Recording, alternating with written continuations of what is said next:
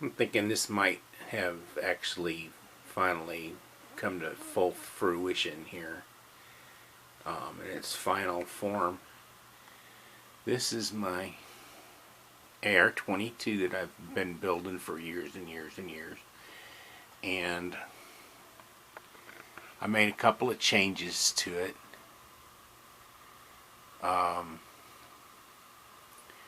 I guess starting at the front where I put a standard flash hider on it. I just had a thread protector on it before, but it just didn't look right. So again, cosmetic purposes only. That's a real 22 barrel, 1 in 12 twist. This is a Durkin Tactical. I finally got around to free floating this barrel. This is a Durkin Tactical 13 inch, I think. No, could be that long. 9 inch handguard. Really like it because it doesn't have the rail here. It saves a lot of weight, I think. Got a piece here for bipod, and I got a quick release thingy hootie there for sling. But this is mostly a bench gun. Anderson lower. No, is it an Anderson lower? Yeah, Anderson lower. I'm not sure exactly where I got that hand grip, but it's not my favorite. It does have the stuff here, which is nice, but it's much too straight up and down for my taste. I prefer the more swept back traditional M1 style, but I don't know. I've got one. Maybe I'll swap it out. Maybe I won't. The upper is a special upper. It's if I end up flipping this around to show you the other side of it, it's cut for either 9mm or 22.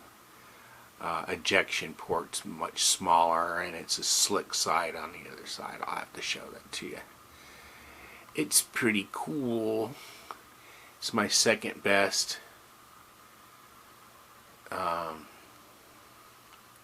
optic on it. It's a 3-9. It's like a little mini bug buster. It's got I like the idea of having a parallax adjuster in the front. Goes from like 3 feet to infinity. What else can I say about that? It's the only interesting non-standard charging handle that I have, and it's on a real short stroke. This is just a 22, but what the heck. And then the butt stock is it's an Anderson. I like them because they're standard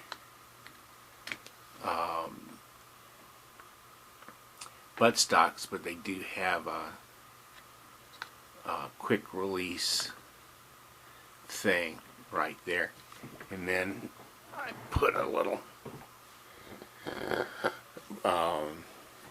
rubber buttstock on the end of it, and that is, after all this time and all the expense, is my AR-22. I can't sell it. I wouldn't sell it.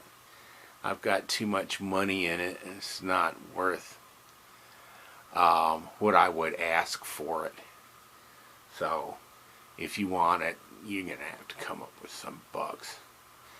I got magazines all loaded and ready to go for it. I'm taking it to the range next time I can get up out of bed.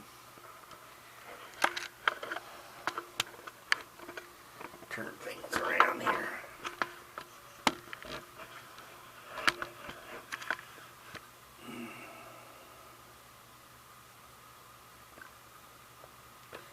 I don't know if I can show you how badly I bunged up the lower receiver. What happened was, I'm really into the the no walk kind of pins, and here's the other side of that receiver.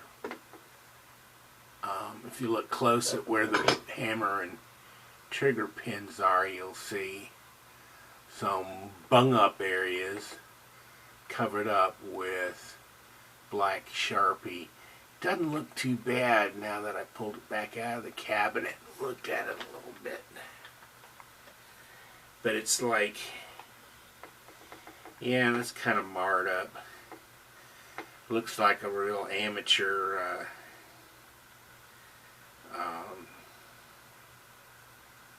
gunsmith got a hold of it with a Dremel tool, which is exactly what happened, because I couldn't get those no-walk pins to screw back out again.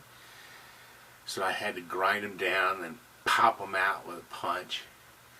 And the grinding part was, you know, I got a Dremel. I don't have a drill press or anything like that. I got a Dremel tool. And so, you know what they say about amateur gunsmiths and Dremel tools. They're not a good mix. So, anyway, it's not a hefty gun. It looks like it should be a hefty gun, but it's not really. I'll have to get the scale out and weigh it, but it's less than 7 pounds. So for an AR, that's in the happy zone. Under 7 pounds. My other two that I've built, the 5.56 and 300 blackout, they both weigh right at 7 pounds, depending on them hanging on them. As far as optics are concerned, I just got the bare minimum on that 300 blackout. That's got a big fat barrel compared to what I'm used to. I'm really into pencil barrels. I'm sorry, that's just the way things are. So anywho, thanks for popping by and listening in, taking a look at I'll let you know how things go. I'm trying to make this as accurate as my Marlin 60, which is probably a real pipe dream.